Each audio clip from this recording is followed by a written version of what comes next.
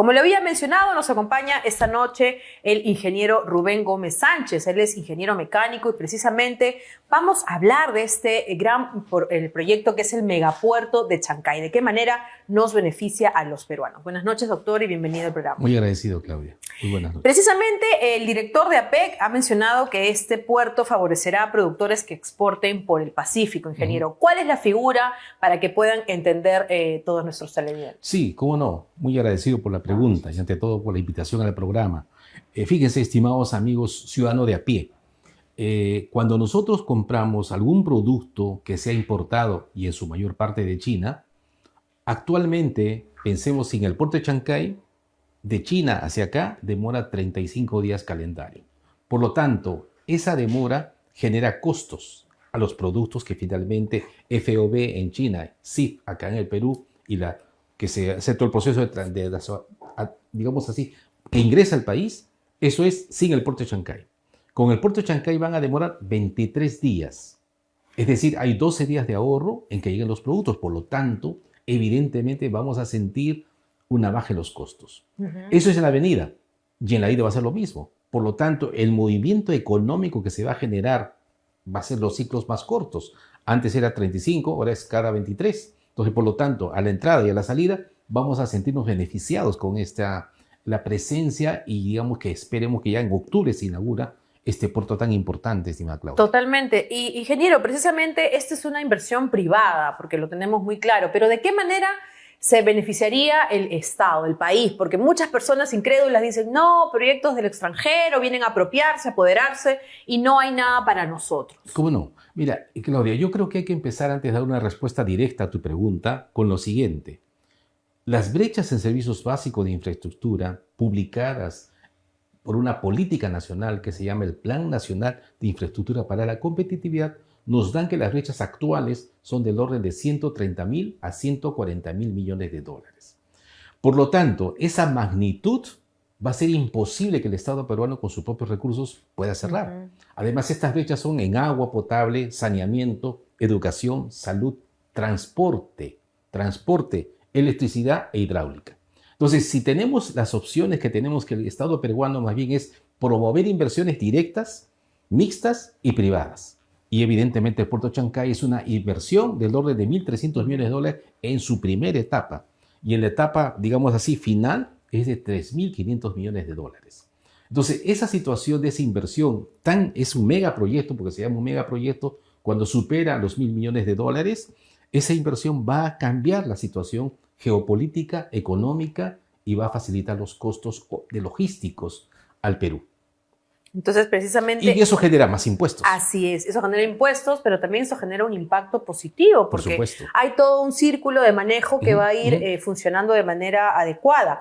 Ahora, sabemos que este proyecto, este megaproyecto, es algo que de verdad por todo lo alto se está desarrollando, último en tecnología y demás, pero también nosotros tenemos falencias como en relación a nuestras pistas, al estado de las mismas. Sabemos que desde el Colegio de Ingenieros del Perú se ha contado con especialistas preparados para aportar en obras de gran infraestructura y desarrollo vial. ¿Esa es una propuesta autónoma del Colegio de Ingenieros del Perú? Hay una propuesta, como digo, yo soy ingeniero colegiado ya hace muchos años, entonces yo estoy postulando al Decanato Nacional de Ingenieros, pero ahora hay una comisión que está analizando la propuesta de la nueva carretera central.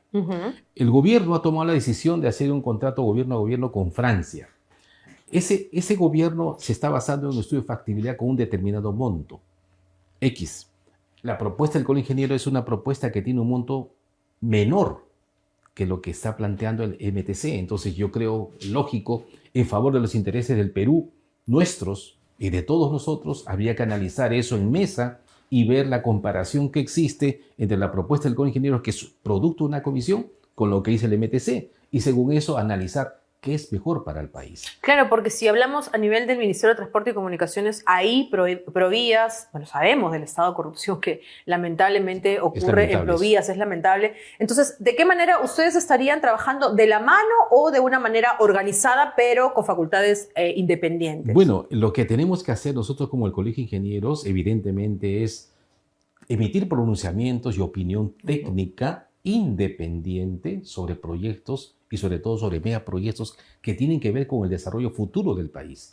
De la nueva carretera central es una necesidad fuerte por los accidentes y todas las cosas que pasan, pero a su vez, siendo una inversión tan grande, es necesario que se logre ver la discusión técnica, la discusión, digamos, del manejo de lo que es el impacto ambiental y todos esos temas, en la parte de accidentes, llegar a una solución a lo mejor mixta de las propuestas del Colegio de Ingenieros y la propuesta que tiene el MTC. Y habría que conversar con los ministros anteriores y el actual, y según eso llegar a un acuerdo en beneficio del país. Bueno, lo importante es que, como yo lo he mencionado, son especialistas en el Colegio de Ingenieros del Perú, están especializados, preparados para sus aportes y sobre todo lo que quieren es brindar la fluidez en el tránsito de los vehículos de carga pesada, porque sabemos cómo va a estar de congestionada esas vías, esos tramos, y es importantísimo poder definir precisamente una solución antes de que caigamos ya en el caos y en el problema, porque lamentablemente estamos mal acostumbrados en este país que cuando hay un problema, ahí recién quieren solucionar, pero no tenemos pues esa cultura de prevención, ¿no? Exactamente. Ese es un tema que lo has señalado de una manera muy cauta e importante. Y quiero mencionar, porque tú hablaste Provías corrupción. Es lamentable que exista esa, digamos, relación. Pero yo quiero mencionar un tema, estimada Claudia. La Contraloría General de la República ha emitido un informe propio de la Contraloría en el año 22, donde dice el tamaño de la corrupción. Eso es gravísimo, estimados amigos. ¿Por qué razón? Porque ese informe el autor es el señor Shah, el contralor anterior, Nelson Chak, perdón. Entonces, ¿qué es lo que dice? El tamaño de la corrupción está en 23.000 millones de soles en un año por obras públicas. Pero lo peor de todo, Claudia, es lo siguiente. Muestra un mapa del Perú con todas las regiones y en cada región pone cuál es el porcentaje de corrupción de cada región. Entonces, si tú observas las regiones completas de todas que tiene el Perú, tú ves que en la provincia constitucional del Callao es el nivel de corrupción más alto, 25.8. Wow. Entonces, evidentemente, pero esa situación está correlacionada con un informe que ha emitido OCDE. OCDE, en los aspectos de integridad, ha emitido un informe en el cual dice lo siguiente.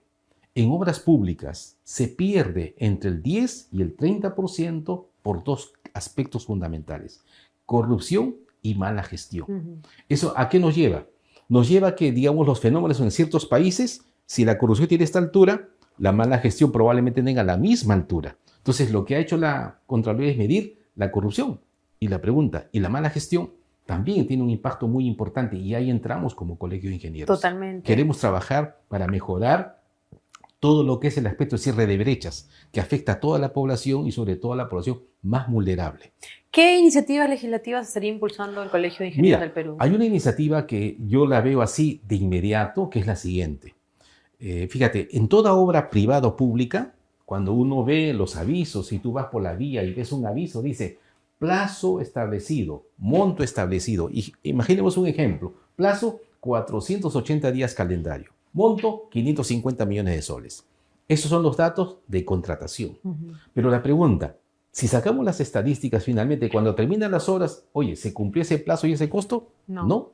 E incluso en la propia Contraloría saca informes de obras paralizadas, obras resueltas. Por lo tanto, ¿qué significa? Que ya es común de que los plazos sean mucho mayores y los montos mucho mayores. ¿Cuál va a ser la iniciativa que vamos a plantear nosotros de inmediato?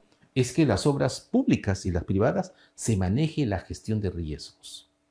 Mira, ¿qué cosa es la gestión de riesgos? El concepto del riesgo es que es la incertidumbre en la ocurrencia de un evento que puede afectar positivamente al proyecto o puede afectar negativamente al proyecto.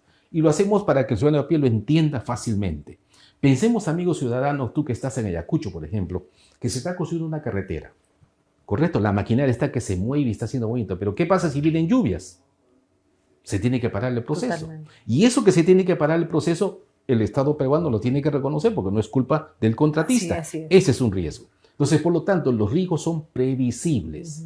Entonces, al ser los riesgos previsibles, lo que tenemos que hacer en todas las obras es identificar los riesgos antes y hacer que los postores y contratistas nos digan cómo van a manejar esos riesgos, porque eso afecta al plazo y al costo. Totalmente lo que hablamos, la cultura de prevención. Por prevenir supuesto. Antes que lamentar, porque ese presupuesto que asume el Estado es un presupuesto que puede ahorrarse, y más que ahorrarse, destinarse a otro tipo de función, pero como a ellos les gusta todo fácil, dicen, ya, vamos a ver si pasa, Claro. nos pondremos las pilas y si no pasa, Por pues aquí supuesto. no sucedió nada. Y eso se inicia, perdóname, Claudia, Sí. lo siguiente. Eso se inicia, ¿sabes en dónde?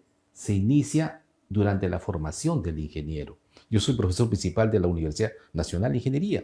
Entonces, debo reconocerlo que en la formación en general en el Perú, la gestión de riesgos no es parte de las competencias que se dan en la formación. Entonces, ¿eso qué significa? Que un ingeniero para él es normal que el plazo se alargue, que el costo se alargue, porque no tiene esa competencia. Así es. Entonces, eso es un problema. Entonces, el Colegio de Ingenieros lo que va a hacer es generar la Confederación de las Facultades de Ingeniería Civil del Perú para que todas se unan y se mejore esos procesos. Excelente. De tal manera que los ingenieros ya tienen esas competencias y los proyectos comienzan a acortarse en plazo y en costo y con eso generamos cierre de brechas. Así es, y no vamos a tener proyectos que están ahí a mitad de camino, 10, 20, 30, hasta un año, ¿no? Más. Meses y años Sí. que se expanden y lamentablemente por precisamente no tomar cautela con este tipo de situaciones tan específicas, que es la prevención, es donde lamentablemente se pierde tiempo y se pierde presupuesto, que es lo más importante.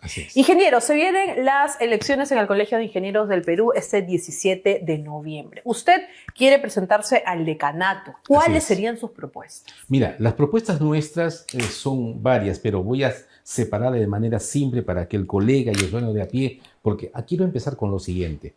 Hay un concepto que se da que se llama el valor público. Y para dar un ejemplo, para que el ciudadano de a pie lo entienda claramente, es lo siguiente. A ver, Claudia, si yo te dijera, Ministerio del Interior, si tú revisas la misión del Ministerio del Interior en su página web, lo primero que tú ves es que el Ministerio del Interior garantiza el orden público. La pregunta, ¿hay orden público? No. No. ¿Por qué? Porque uno sale, lo asaltan, hasta te pueden matar. Así es. ¿Qué significa? Que el Ministerio del Interior no está cumpliendo con su misión y eso se llama no cumple con el valor público. Y eso se debe a la parte de riesgo. Entonces, por lo tanto, nosotros en el Colegio de Ingenieros, ¿qué es lo que vamos a hacer? 3 elementos claves, así lo importantes. Primero, vamos a hacer un levantamiento de todos los ingenieros que trabajan en la educación superior. Según las conversaciones que he tenido con varios colegas, está eso en el orden de 25.000 a 30.000 colegas ingenieros que trabajan en las universidades. Yo soy uno de ellos porque enseño en la universidad. Entonces, ¿qué vamos a hacer? Vamos a propugnar que estos ingenieros elaboren y trabajen en investigación científica, que es un tema que es una debilidad. Buenísimo. ¿Y eso cómo se da? Vía escribir artículos científicos para publicar en revistas indexadas o publicar un libro con el código ICBN y registrado en la Biblioteca Nacional.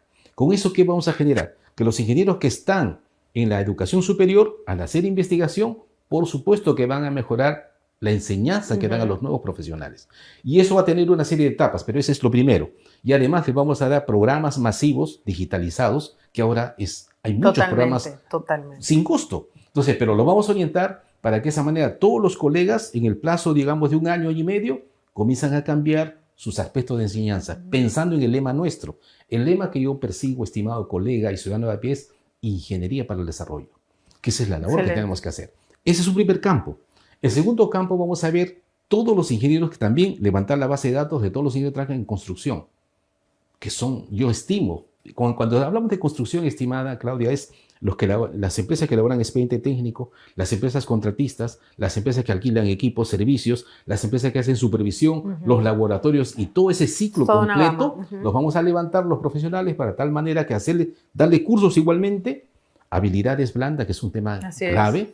La Universidad de Harvard, que está entre las 10 primeras en el mundo, ha hecho un estudio, una investigación que dice, digamos, que la habilidad blanda es la que genera el éxito en un 75%. Segundo tema. Y tercer tema, similar, vamos a hacer con todos los ingenieros que trabajan en el sector público, ministerios, alcaldías, gobiernos regionales. Vamos a llegar a ellos para mejorar transformación digital, inteligencia artificial, con lo cual vamos a poder lograr este tema para los ingenieros que mejore su gestión y por lo tanto el valor público con ingenieros se incrementa. Avance, tecnología, actualización. Así es. Son propuestas bastante interesantes y esperamos que este 17 de noviembre le vaya muy bien, ingeniero. Muy bien, muchas gracias por haber estado aquí en el programa y esperamos tenerlo pronto nuevamente. Muchas gracias.